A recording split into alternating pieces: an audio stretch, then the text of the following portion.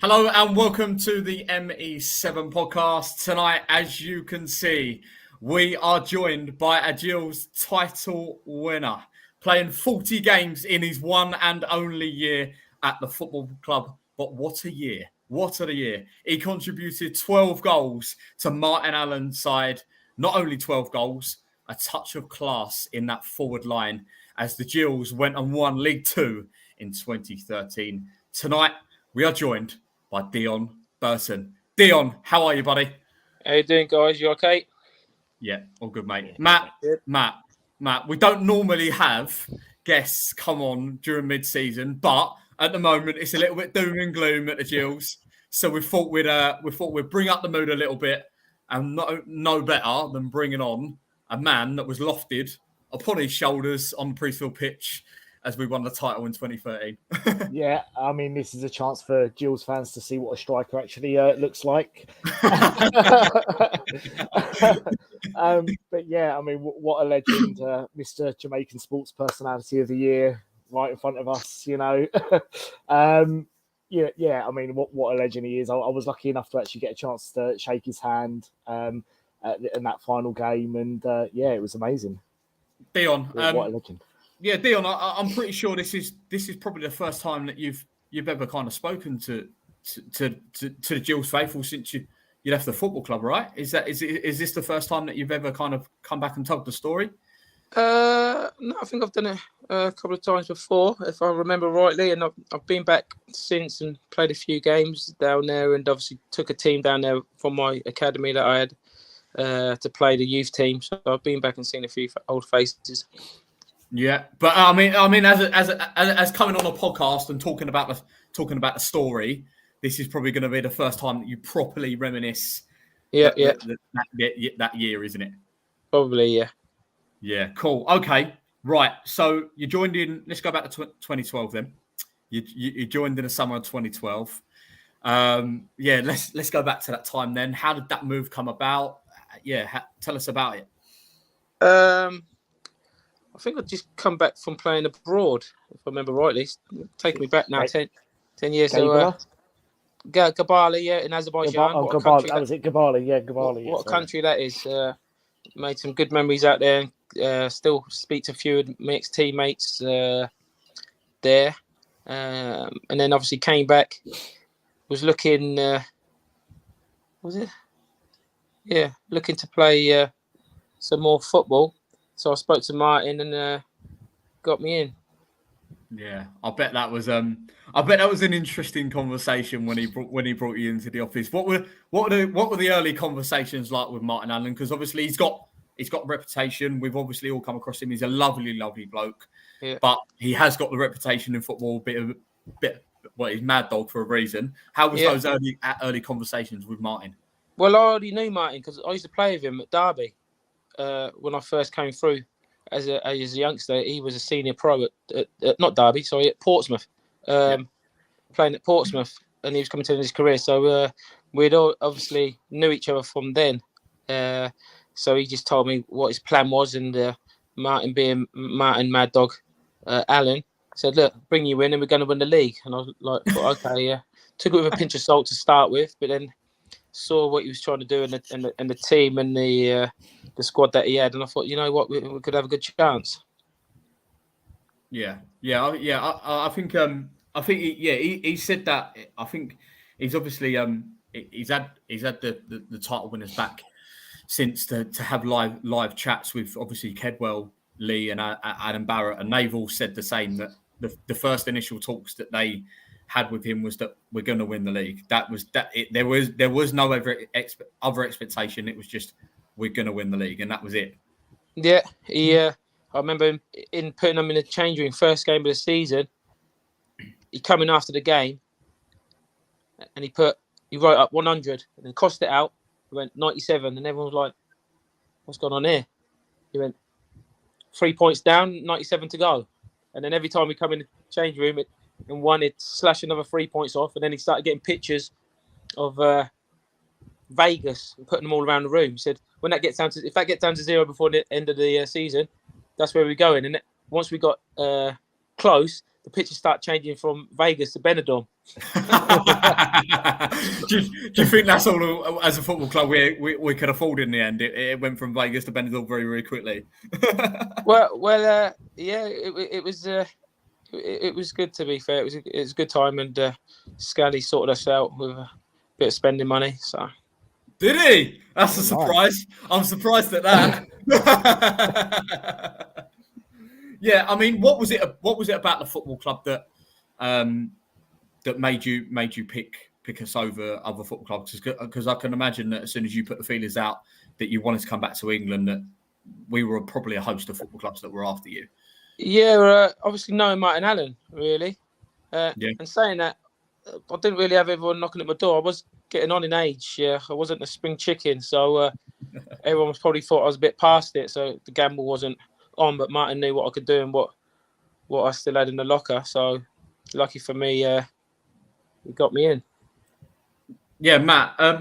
Obviously, Deon was one of those signings, wasn't he? That during that summer was that we weren't just signing people for the sake of signing people. It was that we were signing experienced pros that had been there, done it, got the t-shirt, and they ended up delivering for us, didn't they? Absolutely. I mean, I sort of remember when Deon signed for us. I think if I remember, there was something in the paper about him potentially. It was either us or there was a League One team that I believe he was potentially going to go to. And then for us to actually get him over the line, I mean, for me, I had that belief. You know, I thought this is a title-winning team. This team, we had obviously, young Bradley Datz in the team, Danny Kedwell playing up top with you. It was such a good team, such an exciting team, and such a great, a year to be a Gills fan. The 2012-2013 season. Yeah, Deon, obviously coming in first day of pre-season. Then, obviously Martin was still adding to the group at the time, and it was experienced boys being signed. Like we just said, obviously people that have been there, done it, like yourself. Once that group had then been built and you've gone to Torquay as well in France, which I'm sure you've got many funny stories. Tell us about the pre-season as a whole, because a lot of people, Kedwell and Lee and Barrett, mentioned that they felt that France trip is where the group really, really did come together.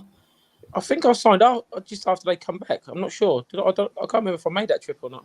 My memory's terrible. I don't know if I was there for the trip. I think I signed just after, if I'm right. Yeah. But it was a good balance, like you say, about the players that we had there, like Framo and the skipper at the back, and obviously young legs with Fishy one side. Obviously, like you spoke about already, Bradley Dack, look at the career he's had. Do you know what I mean? Yeah. And Stuart Nelson, what a career he's had. So, was it Stuart Nelson? I can't remember. Yeah, but it was Nelson, wasn't it? Nelson, obviously, Wesley's still playing, still kicking around. So, still at Dagenham. Yeah, Keds, what a great little partnership we had, to be fair. Me and Keds up top. It kind of felt like you had sort of almost had a sixth sense with each other. You sort of you played off each other really well. Yeah. And it was almost like, where was this, partnership a couple of seasons beforehand as well? Yeah, we would have loved that, you two have been around for a few years. But we'd never met before we played together. But like you say, you're right. We just hit it off, and we just knew it was a good partnership. I've got to ask. I mean, were you obviously quite pally with him off the pitch as well? Was it sort of an all-round team atmosphere? Was it there a lot of love there? Yeah, it was great. Obviously, with Keds, we had a few nights out, and obviously we had a few team building sessions that Martin would put on for the whole squad as well, which were quite good. Okay, kept us together. Yeah, tell us about the team building sessions. Any funny stories that Martin got you doing? Because we've heard some mad ones. Yeah, not really. I can remember, obviously, like there wasn't much money at the club, was there? So I remember being on away trips, and we'd stay in a hotel, and if everyone had finished at breakfast and there were still some like Frosties or little Cocoa Pop boxes left over. Oh, Deon's gone. Oh. We'll wait for him to connect back. Sorry. That's all right. Can you hear me? Someone just called me. Sorry. That's all right. Yeah, carry on. Yeah, so saying we used to take everything from the breakfast bar. He said because we paid for it, we might as well have it. So we took it all back and had it for the rest of the week at the training ground. Saving money wherever you can, eh? There you go. Yeah, I mean, you were certainly one of the more experienced forwards of the group. I know Keds had obviously just joined from Wimbledon at the time, obviously being a Gills fan as well. And then obviously we'd signed Adam Birchall as well because he'd just moved from Dover from non-league. But certainly in that forward line, you were definitely the more experienced pro in that forward line. What had Martin said to you in terms of you as a forward, that you were coming into that forward line of effectively two players that were coming from non-league? Were you there to kind of help them along the way and give them advice where needed? Yeah, a little bit. Obviously, just adding that little bit of experience and know-how and knowledge, and obviously just to keep them going and obviously help them where I could. Yeah, and what did you see? What did you see in Danny and both Adam that I mean, effectively both of them played a massive part in the League Two title. Danny more than Adam as such, but Adam still did play his part. What did you see in them two to play their part? Yeah, I've seen Adam a few times now that obviously we're both coaching. I see him a little bit and that. So yeah, he played his part and he come off the bench at times and added that pace. And obviously Keds, I've just seen that like everyone was scared of him, and he was like, and he knew where the net was as well, which was really good. Yeah, definitely. Yeah, obviously, we're gonna have to ask about it then. Okay, your previous club was obviously Rotherham, and during that year, it was built up that obviously there was some sort of reputation between you and the Rotherham fans. They gave you a little bit of stick, and you weren't afraid to kind of give it back to them. No, I loved it. Yeah, tell us about that away game, because we felt as Gills fans that after you'd scored twice at the New York Stadium, I still remember that iconic celebration when you slid on your knees and you cupped your ears. And I'm sure that is vivid memory in your memory, Deon. But we felt as Gills fans that we walked away from that game at the New York that this was it. This is now, we are now firmly in this title run, and we are firmly promotion contenders. Tell us about that whole experience at Rotherham and yeah, from your point of view. Obviously the booing comes from I left halfway through a season when I was there to go to, I think Sheffield Wednesday put a bid in for me, and Rotherham weren't too happy with me leaving in the January window, so forth. So that's where that come from. And obviously I just when I heard all the boos and that, it was just time to make sure that I came away with the last laugh sort of thing. So the first goal, I remember it coming in from the right and being able to get on the end of it and just cupping my hand, doing a little pirouette to quieten them down a bit. And then the second one, I think it was a great team goal, to be fair. And luckily got on the end of it. And then obviously it started raining second half. So I remember sliding over to our fans and the boys following me. So yeah, good memories of that game. Yeah, it was awesome. Yeah, did you feel?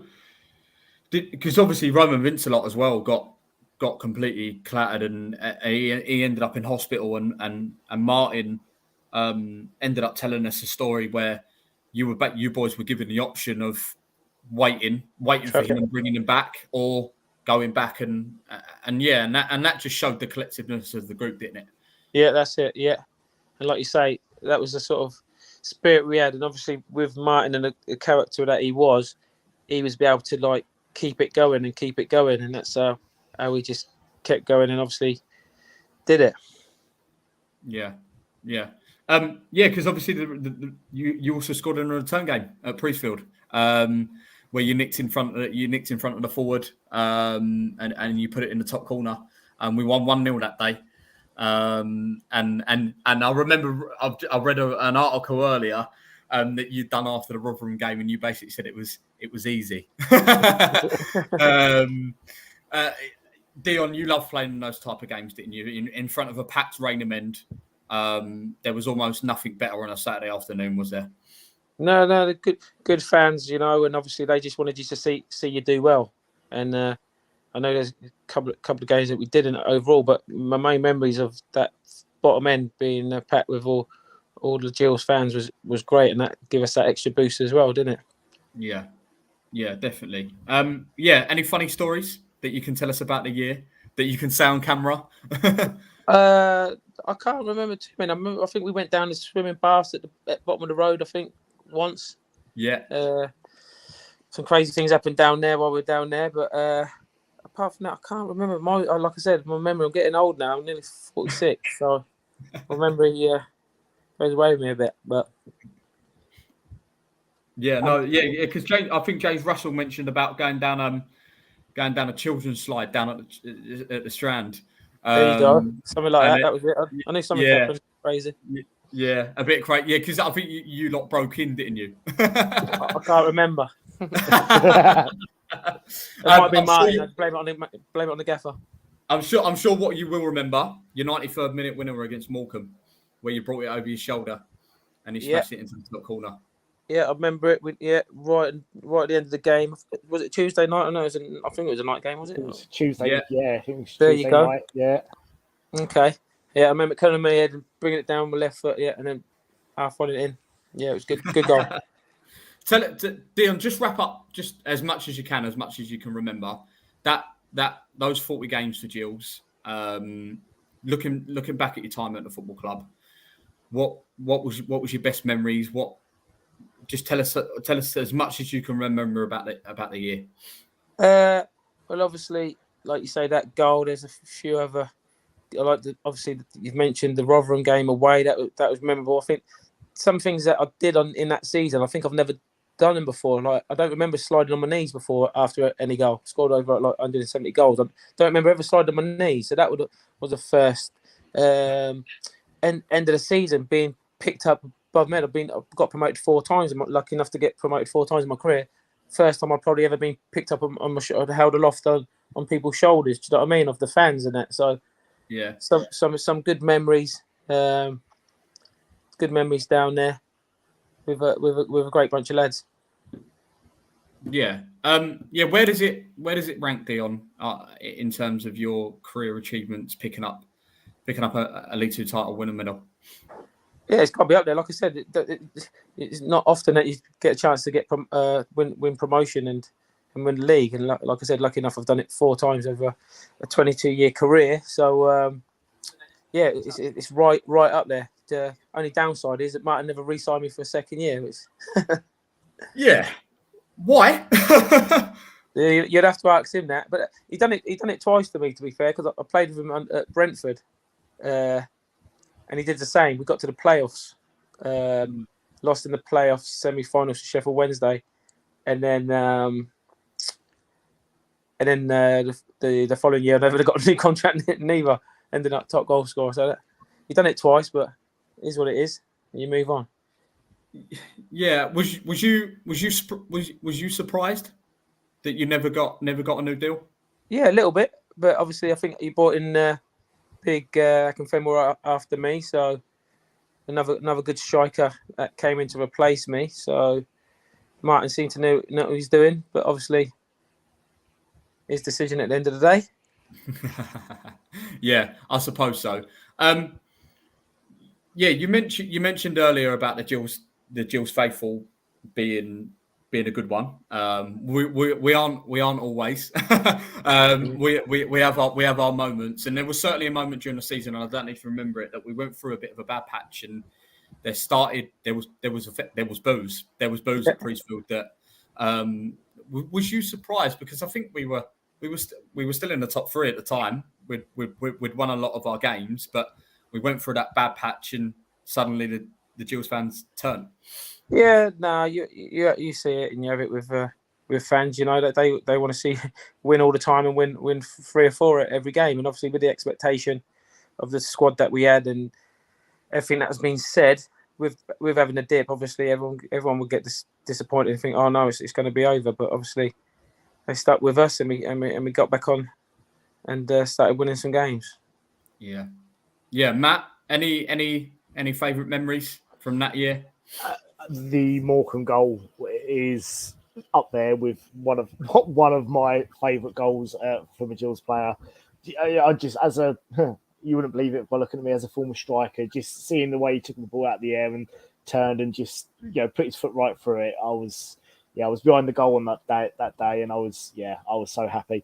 And actually seeing him being picked up and chucked up in the air on the final day of the season, that was a sight to behold. Not something that I thought I'd see in my lifetime, but it was such a joy, obviously, to have him at the club. And obviously, I was gutted when Martin Allen didn't sign him, but obviously, the signing of Akinfenwa was another big signing. But I actually would have loved it, him, Deon and Keds at the club. That would have been an amazing strike partnership, I think.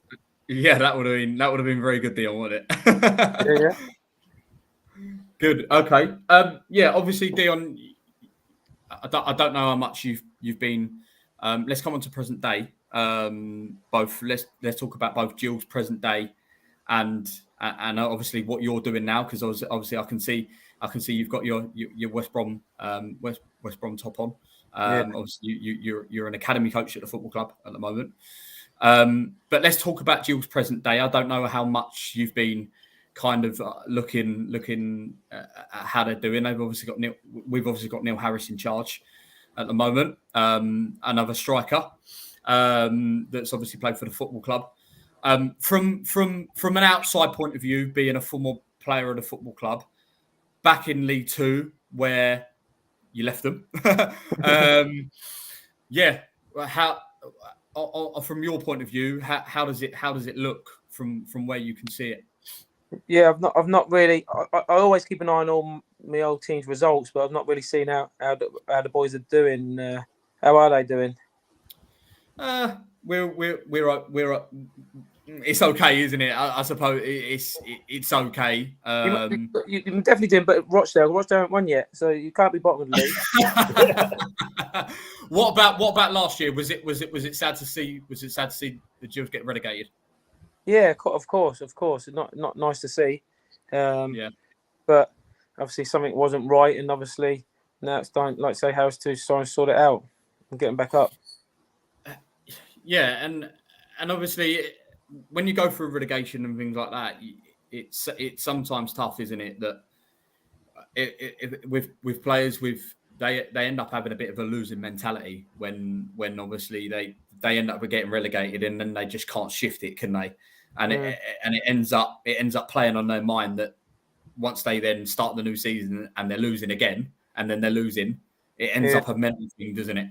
Yeah, it's that. Well, that's obviously down to the manager a little bit, the players that he brings in to like freshen it up and stuff. I don't know exactly what went on, but you see the ones that have joy after getting relegated, the things that they have to do and put in place to change the mentality from, like you said, that losing to either freshen up with even changing the colour of like the changing room or something. Do you know what I mean? And just a new environment, so you're not still thinking about what's previously happened, or a couple of new signings that get the club going again. So it's just some things you can't really put your finger on it totally, and you can't always get it right. But they're the sort of things I'd probably have tried to do to change that mentality, and hopefully it would work. But obviously it didn't. Yeah, there was obviously something. It wasn't right, obviously, at the start of last year, but it does seem to. I think the mentality in the club at the moment has definitely changed, and you can see that there is some positives going around, and but like everything, Rome wasn't built in a day, and Neil Harris has got to build everyone back up again. Exactly, and obviously, all I'd say for being the coach now is obviously you guys as fans, you got to stick by your team. At the end of the day, that's your team, and being an ex-player and of the club, that's what they need. So if they are losing and it's down, obviously I know from experience, it's not that they're not trying, it's just that it's not going right, and all they need is that backing from the faithful, just to help them change it. And I know it's hard sometimes seeing your team losing that, but I'm sure many ex-players or players will tell you they don't mean to do it or want to do it. So to have the fans like disappointed or booing, that's not going to help. Let me tell you, but it is frustrating. I understand that you pay your good money to go and watch games, but now I can say it now that I've finished playing. All I'd want is, and all I do as a fan of my team, I'd never think to want to boo him. Maybe it's because I've been an ex-player, not want to boo him because I know what it feels like and I know it affects players. But again, from a fan maybe that hasn't played, it's just the passion side coming out. I'd say, what do you reckon? Yeah, I agree. I think I don't know if you back me up, Matt and Deon. You can obviously comment on this. I think sometimes, don't get me wrong, the football that we're seeing at Priestfield at the moment is not good. It's certainly I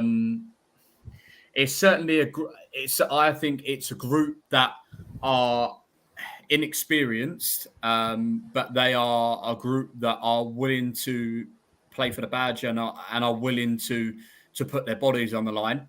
I think the cleverness of the Football League is catching some of the inexperienced boys out, which can happen, and it will take a few games to catch on. But I also think that some fans are very, very quick, even when, for example, there was on Tuesday night when Neil Harris has brought in this philosophy that we will get the ball down and play, and there was a moment on Tuesday night that we weren't prepared to go along with it, so we were just keeping it, and people were getting very frustrated. And I think Gills fans need to try and learn sometimes to just be patient, and just wait, because this is what the manager and the players believe in. So eventually it will come off. And Deon, I'm just going to put this question to you. Did you feel sometimes that maybe the Gills faithful were a little bit quick to just jump on the bandwagon a little bit, where sometimes things just weren't going right, and it was just that patience just needed? Yeah, but like I said, it's not just the Gills fans that do it. Most clubs and fans are the same. They want it always to be right. You won't find many clubs or fans that, if it's not going well or they're not seeing it how they want to see it, and the results aren't going well, they're going to want something different. Or as long as, from what you're saying, as long as the players are giving their all, it just might mean that they're not there yet, they're not ready yet, or something, or they do need a year or so to develop. But as long as they're not taking their foot off the gas or not trying, and if some players are trying or not trying, that's should be it. Yes, results are at the forefront, and everyone needs to win. But at the end of the day, if he's still trying to do something and trying to develop and do something over a long period, I'm guessing as long as you stay in the league, that's a plus. As long as, because that's a year down the line, then players are going to be better for it the following year. I don't know. I've not really seen it, so I can't really comment too much on it. Yeah. I was going to say, I was going to say, you're looking at the team that we have now. I think we've got a couple of players in there that, Jordan Green, for instance, he'd sort of stepped out the game for a while, but I think he's going to be a very good player for us. I think Scott Cashgett is going to be a very good player. I think even Lewis Walker is going to be a very good player for us. But like everything, they just need time to take on the manager's ideas. And look, we're going to lose games between now and the end of the season. We're going to draw games between now and the end of the season. Doesn't mean you have to ride the players' backs just because they've had one bad game. They've missed one tackle. What we want to see as Gills fans, I wholeheartedly believe this, is we just want to see the players fighting and giving it their all. And if we lose 2-0 and we've given everything, then we're not going to boo them. We're going to applaud them, and you're going to cheer them off the pitch. But if they've just, go 1-0 down in the first 5 minutes and their heads drop, then yeah, all football fans, you're going to be disappointed. And sometimes the only way to let out your frustration is to take it out on the players by booing it. And yeah. Obviously, a lot of the frustration has not been towards the team. It's been sort of the hierarchy. Deon, obviously, the chairman, Paul Scally, has taken an extended break from the football club. Obviously, he was the chairman. He still is the chairman, but he was the chairman on a day-to-day basis when you were at the football club. How how was the football club as the inside of the football club as a whole, the day-to-day running of it? How was it from you as a player point of view when you were there for the year? How was it? Yeah, no, it was great. I met Mr. Scully Paul on numerous occasions, and everything was bubbling and bright, and obviously he was fully behind Martin. Occasionally, probably did his brain a little bit at times, but it seemed really good. Like I said, I had been back a few times since, and Paul welcomed me into the boardroom, and I sat in and had a drink with him before and after the game on a few occasions, not too recently, but in the past I did. So yeah, it was good times, and his door was always open, and that's the chairman you're talking to, so that doesn't happen too much. Yeah, which is it's interesting, isn't it? Hearing from that side of it is that you're probably fully aware, Deon, of the relationship or the lack of relationship between the fans and Paul Scully, that it's just not quite there. Obviously that year you had was probably the closest we kind of ever really felt towards the chairman, but but why was that? Because everything was going well, and that's how it goes. You see, he puts his hand maybe in his pocket to probably get that maybe so-called more experienced, better players, and you reap the rewards from it. And then when he doesn't, you might see the other side, and then obviously it counteracts it exactly what your thoughts are. So yeah, it's a tough one.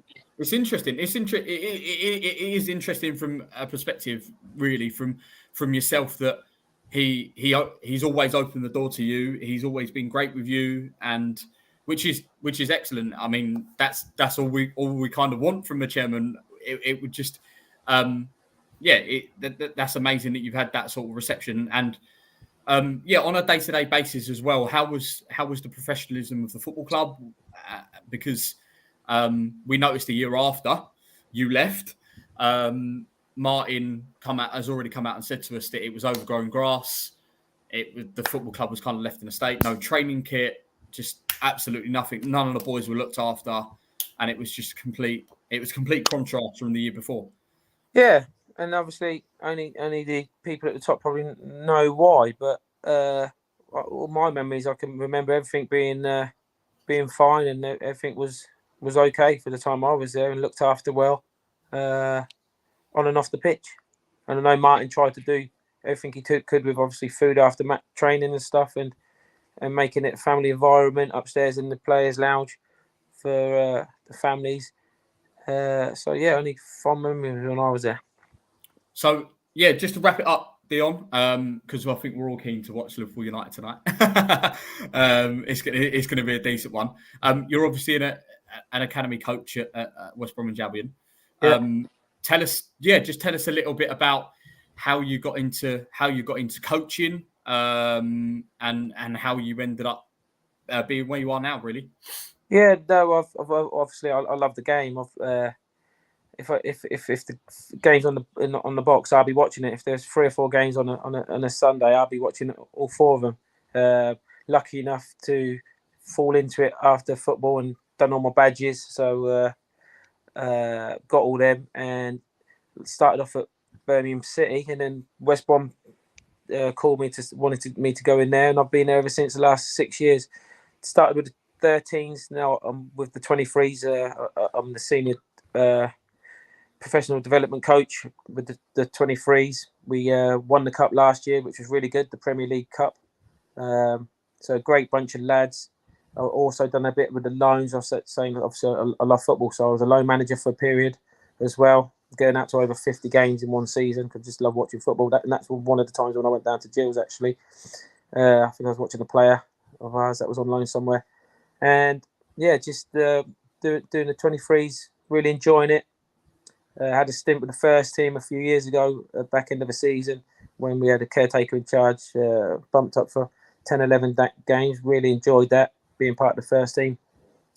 And now we're just at the start of the new season. We've got a few players from the 23s playing tomorrow, hopefully, in the cup away at Derby. So I'll be going to that game. Another one of my old clubs. So hopefully they get on and play, which would be good. And just keeping developing and trying to get them through. We've got a few out on loan at the moment. Caleb Taylor at Cheltenham, Crevin Castro at Burton, and Josh, the keeper at Portsmouth. So we've got a few good players out. I'm going to ask. Has Neil House been on the phone yet? got any strikers you can send? Yeah, we've got any strikers for us, Deon. we got a few young ones. League Two, I tell you, they could probably do a job. We've got a few young, decent strikers. To be fair, a few of them have been. I think obviously we've got still time.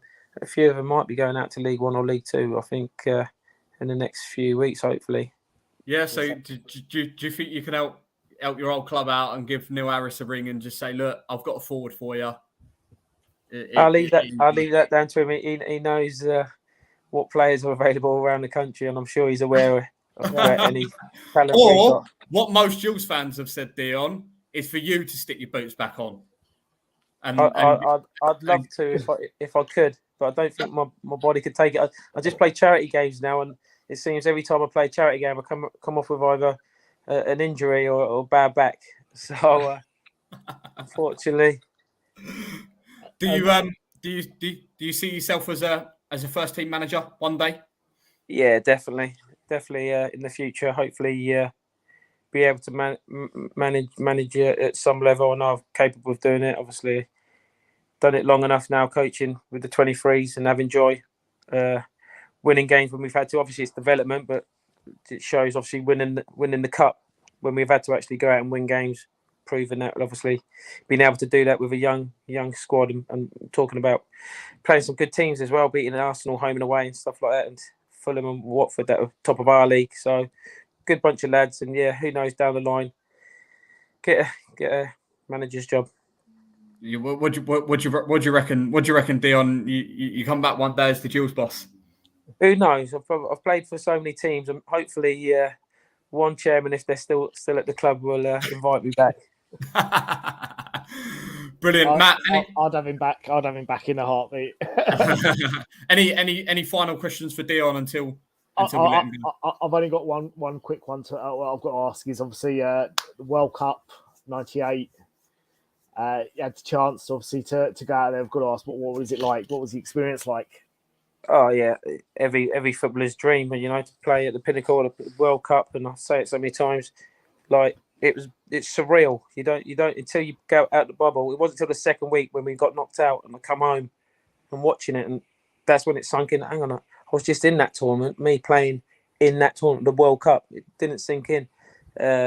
Just the whole lead up, the atmosphere, the hotel. Even when first time you got off a plane, got on straight onto a coach and straight to your airport, straight to your hotel, and you got security everywhere you could see, for as far as you could see in the distance of the training facility. You're like, what's that in the bushes? Then you can see, like, looking closely, some security around, and you're in Jamaica national team leaving training ground, and then they're all over the place, and the fans were brilliant. Obviously, it was every other team's.